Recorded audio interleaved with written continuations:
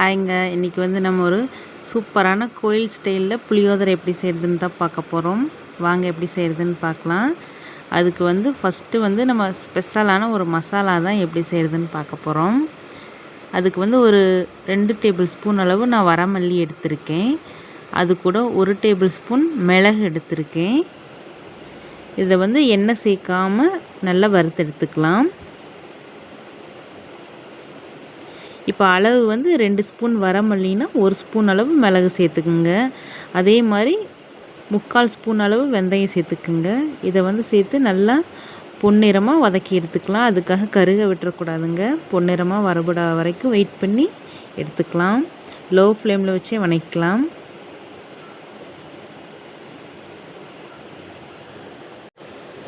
Low ஃப்ளேமில் வச்சு வதக்கலாம். இப்போ வந்து இது கூட ஒரு 5-6 வரமிளகாவும் சேர்த்து வதக்கலாம். வரமிளகா வந்து சேர்த்து வதக்கி அரைக்கிறப்ப தான் நல்லா பவுட்ரு அரையும். அதுக்காக தான் இதையும் சேர்த்து வறுத்து அரைச்சிக்கிறோம்.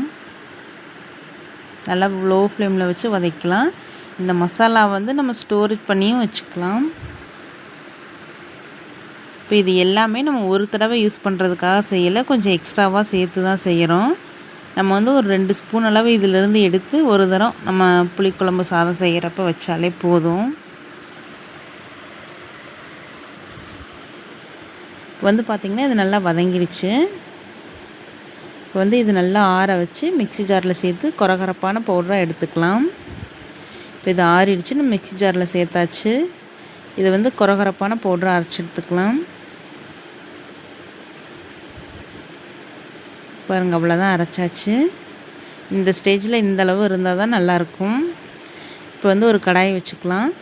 அது நல்லா சூடானதுக்கப்புறம் தேவையான அளவு நல்லெண்ணெய் சேர்த்துக்கலாம். எண்ணெய் சூடானதுக்கப்புறமா கடுகு, வெந்தயம், கடலைப்பருப்புலாம் சேர்த்துக்கலாம். கடுகு, வெந்தயம், கடலைப்பருப்பு எல்லாமே ஒரே இதாகவே சேர்த்துக்கலாம். நம்ம கடுகு பொரிய விட்டு சேர்த்தோம்னா வெந்தயம்லாம் கருகிரும். அதனால் எல்லாமே கடுகு பொரியறதுக்குள்ளேயே சேர்த்துக்கலாம். சேர்த்துட்டு இந்த மாதிரி கடுகு நல்லா பொரிகிறப்ப நம்ம வெங்காயம் சேர்த்துக்கலாம். சின்ன வெங்காயம் தான் நான் சேர்த்துக்கிறேன்.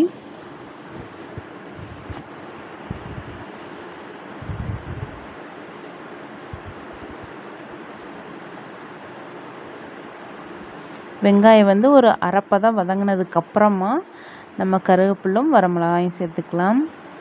ஏன் நான் வெங்காயம் கண்ணாடி பதம் வதங்கினதுக்கப்புறம் சேர்த்துக்கலான்னு சொல்கிறேன்னா, அப்போ தான் ரெண்டுமே கருகாமல் அந்த வாசனையோடு நல்லா இருக்குன்றதுக்காக தான். இப்போ இதோடு சேர்த்து வெங்காயம் ஒரு நிமிஷம் நல்லா வதங்க விடலாம். நல்லா வதங்கினதுக்கப்புறமா நான் வந்து ஒரு பெரிய தக்காளி அளவு புளி எடுத்து கரைச்சி வச்சுருக்கேன். அதையும் இதோட சேர்த்துக்கலாம்.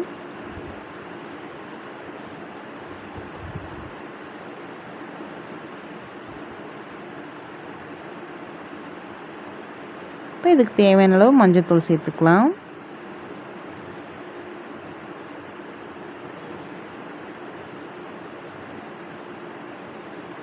நல்லா கலந்து விட்டுட்டு இப்போ தேவையான அளவு உப்பு சேர்த்துக்கலாம். உப்பு சேர்த்ததுக்கப்புறமாவும் நல்லா கலந்து விட்டுக்கலாம்.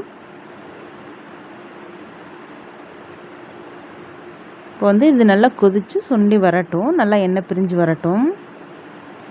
பார்த்திங்களா, இந்த மாதிரி கொதித்து நல்லா சுண்டி எண்ணெய் லேசாக பிரிஞ்சு வர்றப்ப இந்த மாதிரி நம்ம முதவே வறுத்து அரைச்சி வச்சுருக்க பவுட்ரை இதோடு சேர்த்துக்கலாம். ஒரு 2 ஸ்பூன் அளவு சேர்த்து நல்லா மிக்ஸ் பண்ணி விட்டுடலாம். இது கடைசியாக சேர்க்குறப்ப தான் இந்த கோயில் புளியோதரை டேஸ்ட் வரும். முதவே சேர்த்துட்டா இந்த பவுடரோட வாசனையும் அது ரொம்ப வணங்கி அந்த மனம் இல்லாமையே போயிடும். நான் வந்து சாப்பாடு வந்து வடித்து எடுத்து வச்சுருக்கேன், அதோடு சேர்த்து கிளறிக்கலாம்.